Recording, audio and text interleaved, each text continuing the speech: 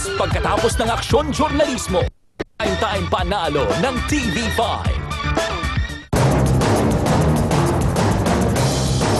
Aprobado na ni Pangulong Aquino ang tinatawag na fuel price subsidy sa mga pampublikong sasakyan. Ito raw ang kanilang sagot sa sunod-sunod na oil price hike. Ikwento mo, Ina Zara. Kulang-kulang 60 pesos na ang presyo ng kada litro ng gasolina, habang mahigit 47 pesos naman ang diesel. Kaya tuloy umaaray na mga motorista. Paliwanag ng palasyo, hindi kontrolado ng gobyerno ang pag-arangkada ng presyo ng produktong petrolyo. Tumataas daw ito dahil sa nangyayaring gulo sa Middle East. Hindi pa ako natatapos sa problema sa Middle East. So, yun yung problema, pwede ba natin kontrol? Ano ba kontrol natin sa Middle East? Wala. Pero may solusyon naman daw si Pangulong Aquino para hindi gaano sumakit ang bulsa ng publiko. Ito ang tinatawag na fee subsidy. Lahat ng mga driver na rehistrado at may legal na prangkisa, mapa, jeep o tricycle, makakatanggap ng hanggang 3 pisong diskwento. Makukuha ang discount sa tulong ng mga smart cards na ipamimigay ng gobyerno. Mahigit 400 milyong piso ang itinabi ng Administrasyong Aquino para sa proyektong ito na isang buwang ipapatupad. Imbis na ibang paraan natin dadaanin ang pagtulong sa ating mga kababayan, diretsuhan ng pagbawas to sa preso doon sa mga ginagamit ng publikong transportation.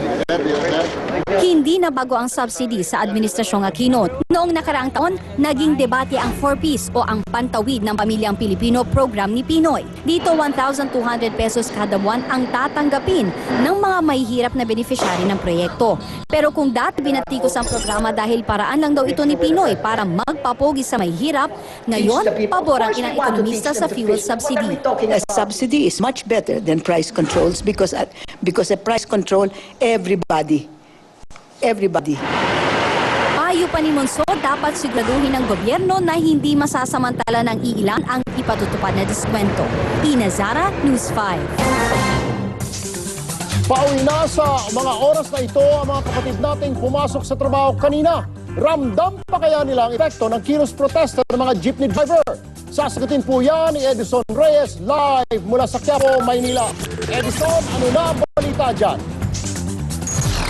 Erwin, daan-daang pampaserong jeepman ang nakisa o sumalo sa protest caravan na ikinasa ng grupong Piston kanina. Nakahinga pa rin ng maluwag ang mga pasahero, maging ang mga traffic enforcer dito sa Quiapo, Maynila. Para nga sa traffic enforcer na si Korea, nagkalat pa rin ng mga jeep sa lansangan ng Maynila ngayong araw. Kwento naman ng tsuper na si Mang Obet, inisnabban niya ang transport caravan kapalit ng isang araw na biyahe. Hindi raw ibig sabihin ito, dead ba na siya sa hinaing ng kanyang mga kabarong tsuper. Mas mahalaga lang daw ngayon ang kita sa pasada. Sabi naman ng pasaherong si Aling Patpasita, sa panahon ng Wi-Fi at iPad, panahon na rin daw para humanap ng alternatibong lugar ng protesta bukod sa kalsada.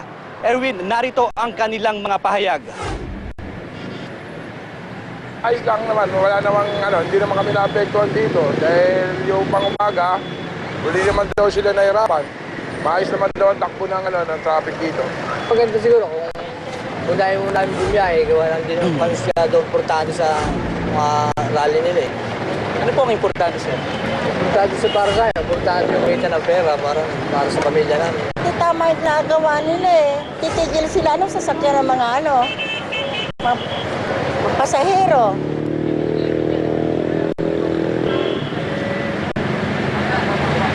Erwin, sa kabuuan ayon kay MPD Director Roberto Rongabilia, naging mapayapa naman ang programa ng grupong Piston simula nga Quezon City hanggang dito sa Mindiola. Sinabi rin niya kanina na wala namang naiulat na insidente kung saan nga may na-stranded tayong mga kababayan at naging normal din daw ang resulta ng daloy ng trapiko sa maghapon dito sa Kalakhang, Maynila. At yan muna mga pinakahuling detalye live mula dito sa Quiapo, Maynila. Erwin. Edison Reyes, maraming salamat sa iyo. Silipin naman natin ang sitwasyon sa Cubao. Nagkakaproblema kaya ang mga commuter doon? May live report naman si Benji Dorango. Benji.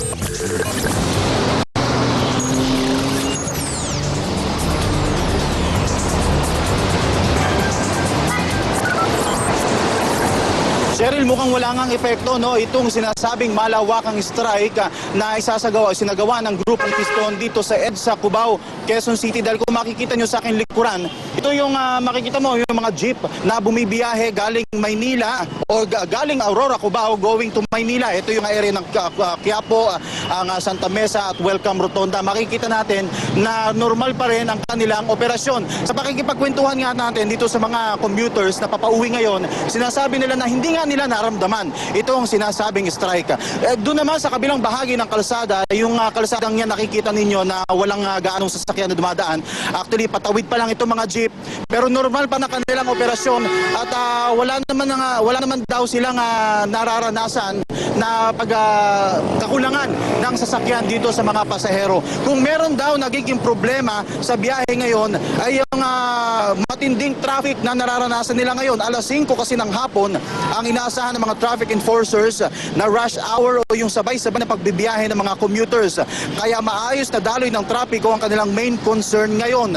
Wala rin pinagbago sa sitwasyon ng traffic sa northbound at southbound ng Cubao EDSA dahil punong-puno pa rin ito ng mga public at private vehicles na ngayon ay natatraffic, kaya konting pasensya raw sabi ng MMDA dahil hindi ito maiwasan during rush hour. At paalala rin ng MMDA na bawal pa rin bumiyahe ang mga sasakyan na may plate number na ang ending ay nagtatapos sa number 7 at 8. Bawal pa po kayong bumiyahe ngayon dahil kayo nasa ilalim pa rin ng tinatawag na number coding. Mamaya po kayong 7 p.m. maaaring makabiyahe. Yan muna ang live traffic report dito sa EDSA Quezon City. Balik sa iyo, Cheryl. Maraming salamat, Benji Durango.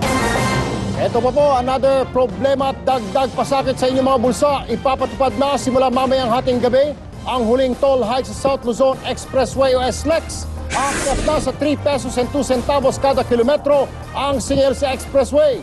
Noong Enero pa inilatag ang nasabing toll hike pero imbis na isang bagsakan, unti-unti ang dagdag singil para raw hindi mahirapan ang mga motorista.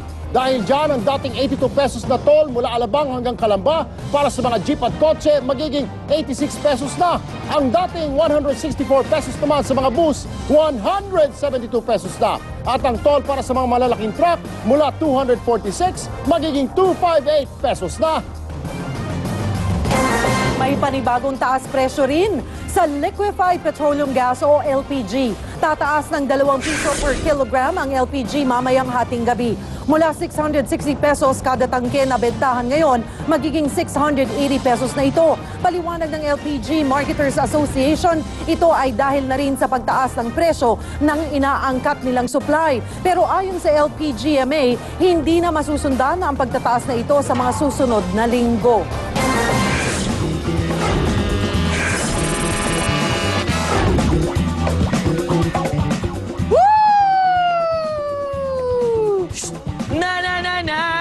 Nanay, tatay, gusto kong tinapay, ate, kuya. Bakit parang kamay? Gusto na bang tikman? Tinapay na base sa parte ng iyong katawan?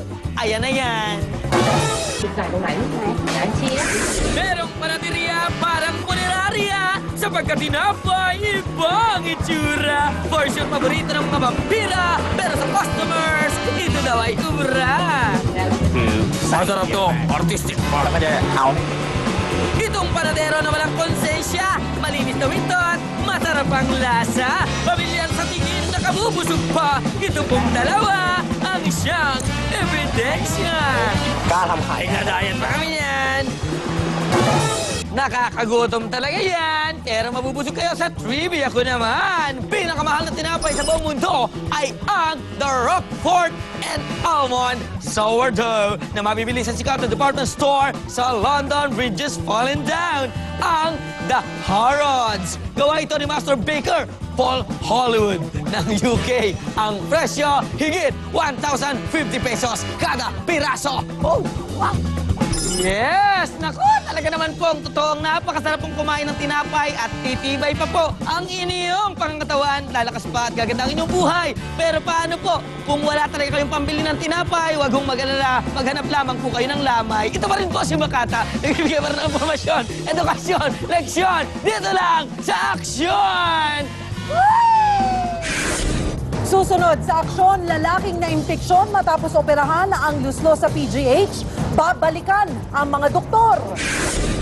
Eksklusibo dating Pinoy drug mule sa China ay binuking ang style ng kanilang pamamuslit ng droga. Abo ng binitay na OFW na si Ramon Credo, pinag-aagawan ng mga naulila. Shalani Solidad, dinipensahan ang co-host sa kontrobersya ng Dancing Janjan incident. At kakaibang mapa sa internet, tampok ang sukat ng hinaharap ng mga babae naman sa bawat bansa. Ito ay isang karaniwang kwento ng isang karaniwang bata.